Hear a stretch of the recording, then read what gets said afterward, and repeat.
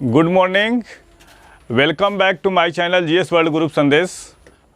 कल का करंट नहीं आया था तो आज उसको भी उसमें डाला जाएगा। 21 मई आगामी क्वाड शिखर सम्मेलन कहाँ आयोजित होगा? ये होगा टोक्यो में। और ये बताइए क्वाड की अवधारणा किसने रखी थी? तो क्वाड की अवधारणा एक जापानी प्रधानमंत्री थे, शिंजो अबे ने रखी थी। कौन? क्वाड की अवधारणा जो रखी थी वो शिंजो अबे ने रखी थी। और ये क्वाड का चौथा शिखर सम्मेलन होगा। और इससे पहले जो भी सम्मेलन हुए वो वर्चुअली आभासी सम्मेलन हुए और अमेरिका के अध्यक्षता में हुए थे। और इसमें क्वाड की स्थापना कब हुई थी? 2007 में। और हमने बताया कि इसकी अवधारणा जो रखी थी वो शिंजो अबे ने की थी। और इसमें कौन कौन से देश शामिल हैं? यूएसए है, भारत, ऑस्ट्रेलिया और जापान। यूएसए, भारत, ऑस्ट्रेलिया और जापान है। और ये जो पूरा एक क्वाड जो है वो किस मुद्दे पर केंद्रित है? तो ये क्वाड जो है हिंद प्रशांत, इंडो पैसिफिक रीजन। कौन? इंडो पैसिफिक रीजन मतलब होता है जो हिंद प्रशांत क्षेत्र है उसमें चीन जो दबदबा दिखा रहा है, आक्रामकता दिखा रहा है, उसको कंट्रोल करने के लिए, उसको नियंत्रित करने के लिए, उसको बैलेंस करने के लिए एक क्वाड की स्थापना की गई थी। क्योंकि चीन अपने पड़ोसी देशों से उलझा रहता है, आक्रामकता दिखाता है, तो इस क्वाड चीन को घेरने के लिए एक क्वाड की स्थापना की गई। और एक क्वाड जो है एक और क्वाड है, उस क्वाड का नाम क्या है? एक नया क्वाड, न्यू क्वाड में कौन कौन से देश हैं पहले इसके बारे में देखेंगे। ये जो क्वाड है वो हिंद प्रशांत क्षेत्र पे फोकस करता है। जो न्यू क्वाड है वो मध्य पूर्व पर फोकस करता है, मध्य पूर्व और पश्चिम एशिया की राजनीति पर फोकस करता है, पश्चिम एशिया की राजनीति पर फोकस करता है। जो न्यू क्वाड है उसमें कौन कौन से देश शामिल हैं? उसमें है अमेरिका, इजराइल,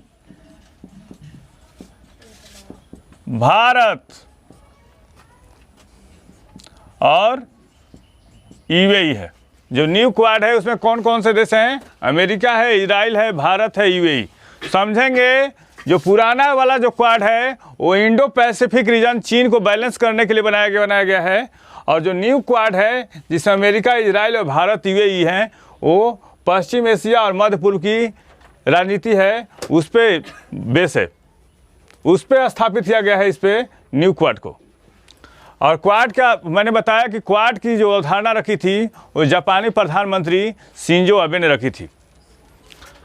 हाल ही में विश्व मधुमक्खी दिवस कब मनाया गया? ये 20 मई को मनाया गया है, विश्व मधुमक्खी दिवस। और इस दिन का मुख्य उद्देश्य क्या है? हमारे अस्तित्व के लिए मधुमक्खियों और अन्य परागणकों के महत्व के बारे में जागरूकता फैलाना। और किसके जन्म दिवस पर मनाया जाता है? यह दिवस 18वीं शताब्दी में आधुनिक मधुमक्खी पालन के नेतृत्व करने वाले एंटोना जानसा, किसके? एंटोना जानसा के जन्मदिन के उपलक्ष्य में मनाया जाता है। आप लोग बताइए मई में कौन कौन से डे मनाए गए? तो 1 मई को महाराष्ट्र और गुजरात का स्थापना दिवस मनाया गया। 2 मई को कौन सा डे मनाया गया? 2 मई को बताइए। 2 मई को मनाया गया विश्व अस्थमा दिवस। कौन? विश्व अस्थमा दिवस मनाया गया। और 3 मई को कौन सा डे मनाया गया? 3 मई को विश्व प्रेस स्वतंत्रता दिवस मनाया गया। 3 मई को कौन सा? विश्व प्रेस स्वतंत्रता दिवस, विश्व प्रेस स्वतंत्रता दिवस मनाया गया। और 4 मई को कौन सा डे मनाया गया? 4 मई को अग्निशमन डे मनाया गया। 4 मई को कौन सा? अग्निशमन डे मनाया गया, अग्निशमन डे। और 5 मई को कौन सा डे मनाया गया? 5 मई को मनाया गया वर्ल्ड पासवर्ड डे मनाया गया। कौन सा? 5 मई को वर्ल्ड पासवर्ड डे। और 7 मई को कौन सा डे मनाया गया? 7 मई को मनाया गया वर्ल्ड एथलेटिक्स डे, विश्व एथलेटिक्स डे मनाया गया, विश्व एथलेटिक्स डे मनाया गया। और 8 मई को कौन सा डे मनाया गया? 8 मई को मनाया गया विश्व थैलीसीमिया दिवस। 8 मई को विश्व थैलीसीमिया दिवस मनाया गया, थैलीसीमिया दिवस मनाया गया। 10 मई को कौन सा डे मनाया गया? विश्व ल्यूपस डे, विश्व ल्यूपस डे मनाया गया। और हाल ही में 18 मई को कौन सा डे मनाया गया? आप लोग इसको कमेंट बॉक्स में बताइएगा। 18 मई को कौन सा डे मनाया गया, ये आप कमेंट बॉक्स में बताइएगा।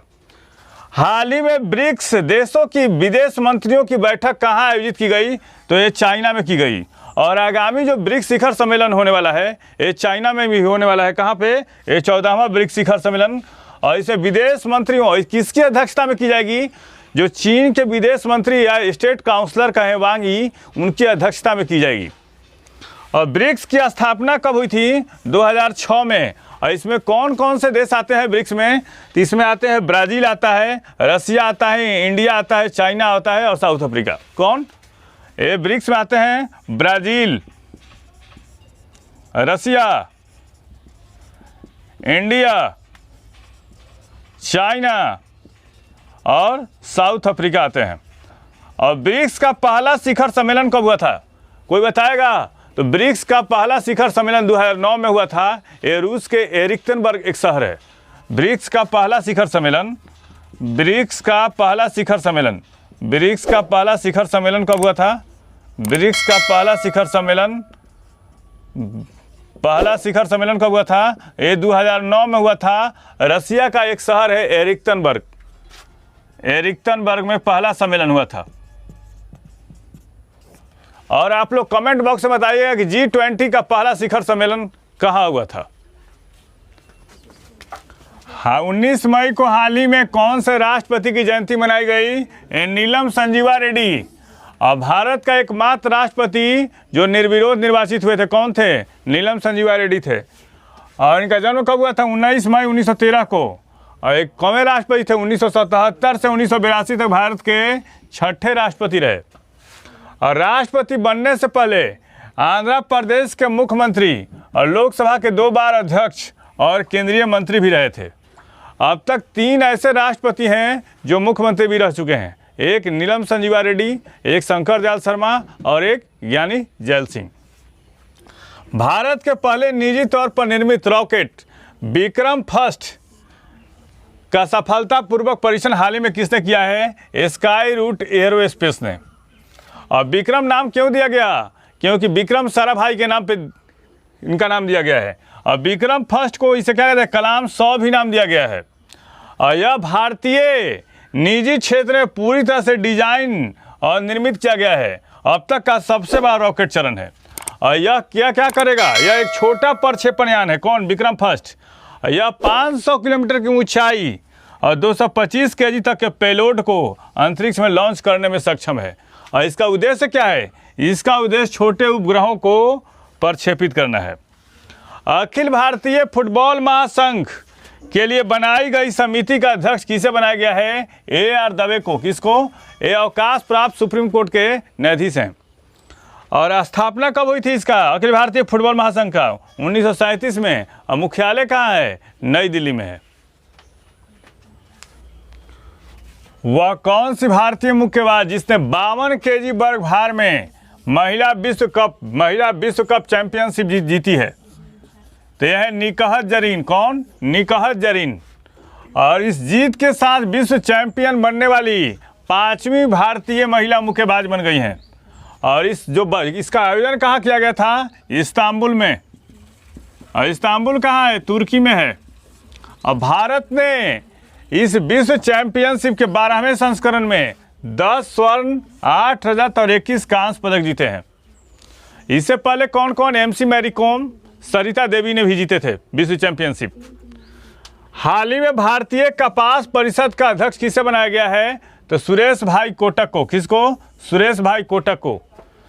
और यह परिषद क्या करेगी? इस परिषद का प्राथमिक कार्य कपास और धागे के मूल्य निर्धारण से संबंधित मुद्दों को हल करना और इस क्षेत्र में ठोस सुधार लागू करना है।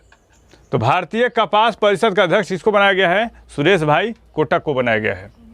विश्व वैक्सीन जागरूकता दिवस कब मनाया गया? ये मनाया गया 18 मई को मनाया गया है। भारत ने हाल ही में किसे पीछे छोड़कर दुनिया का चौथा सबसे बड़ा बाजार बन गया है?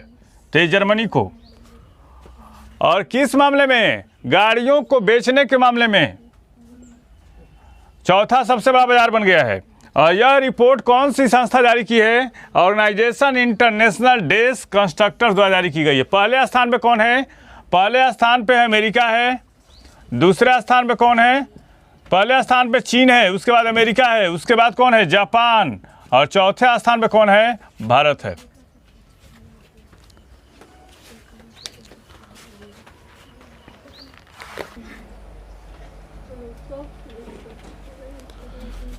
भारतीय नौसेना और डीआरडीओ ने पहली नौसेना एंटीशिप मिसाइल का सफल परीक्षण कहाँ किया है? बालासोर। और बालासोर कहाँ है? उड़ीसा में है। और किसने किया है? इंडियन नेवी और डीआरडीओ। और डीआरडीओ की स्थापना कब हुई थी? 1958 में हुई थी। सुप्रीम कोर्ट ने 3 दशक पुराने रोड रेज, कौन से मामले? पुराने रोड रेज मामले में कांग्रेस के किस नेता को 1 साल की सजा सुनाई है? यह है नवजोत सिंह सिद्धू। इनका उपनाम क्या है? शेरी।